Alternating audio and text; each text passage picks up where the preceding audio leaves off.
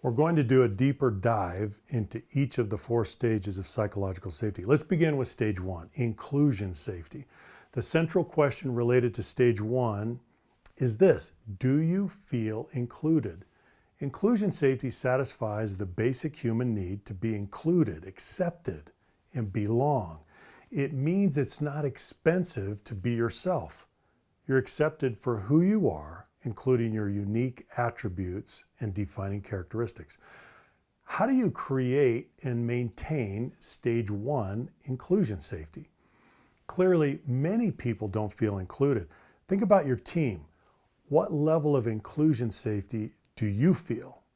What level of inclusion safety do the other members of your team feel? How can you increase the level of inclusion safety and then sustain it? Go back in history with me. In 1869, the great social reformer Frederick Douglass gave a speech in Boston called The Composite Nation. In that speech, he made this statement: "I know of no rights of race superior to the rights of humanity." What's he saying? He's saying that our highest loyalty should be humanity. That's how we create inclusion safety for all. If we elevate any human characteristic above humanity, we immediately begin to sow the seeds of division. Here's what's fascinating.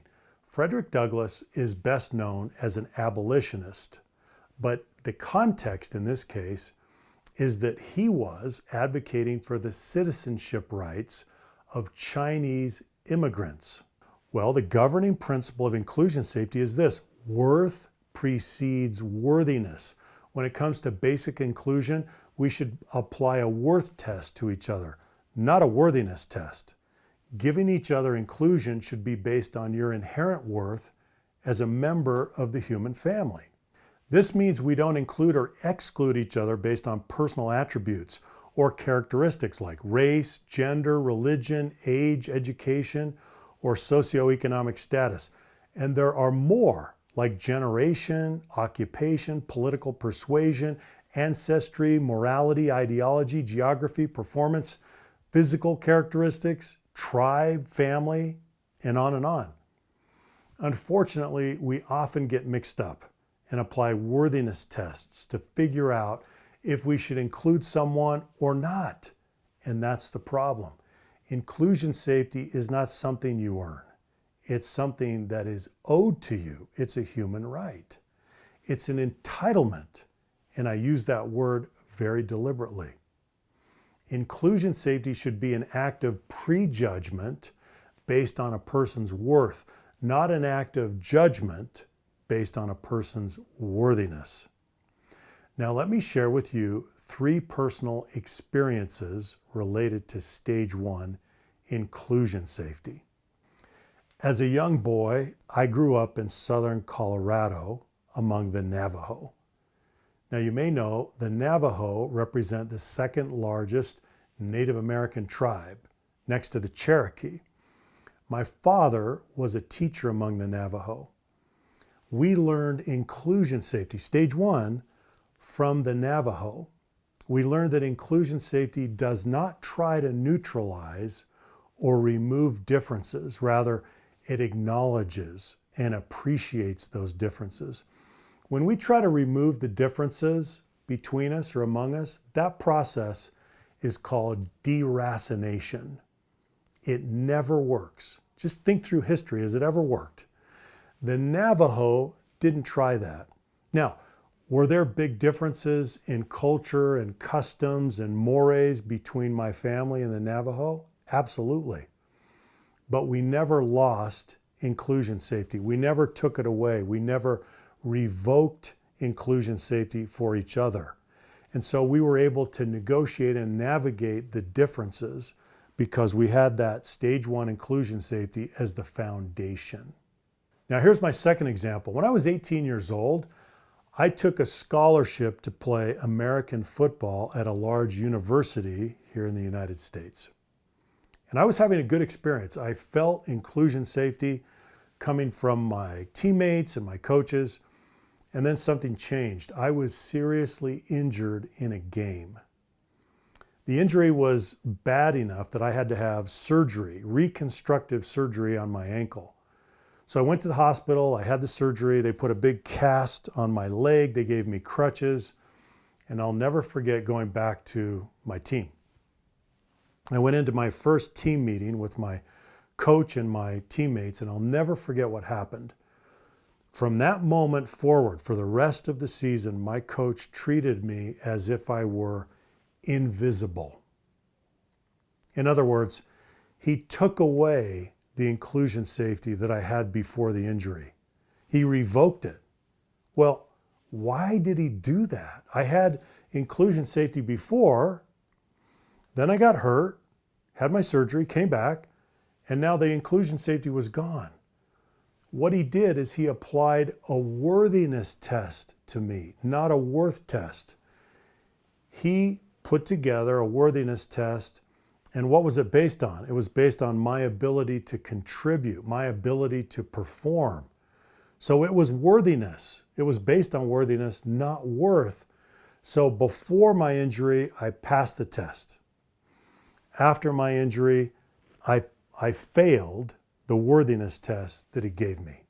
Okay, here's my third example. For many years, I have kept an old car. It's an old Chevrolet Suburban.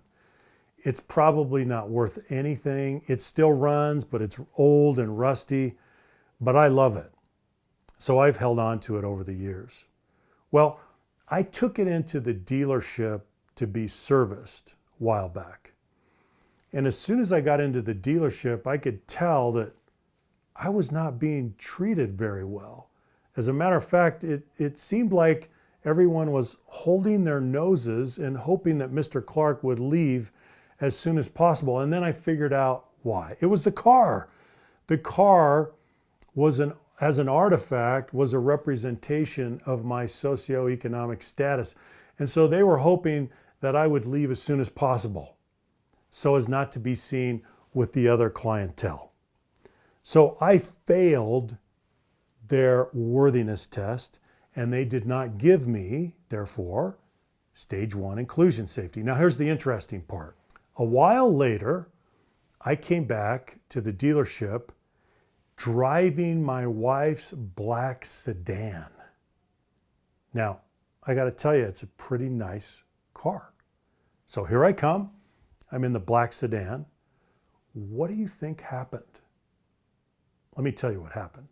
Oh, Mr. Clark, we're so happy that you're here. Have a seat. Do you need Wi-Fi? Can we get you something to drink, something to eat? Everyone was courteous, solicitous, kind. It was a completely different experience. Why?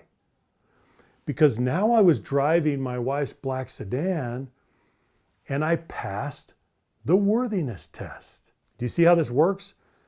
So in the old rusty Suburban, I did not pass the test. But later when I came back in my wife's black sedan, I passed the test. Do you see the problem?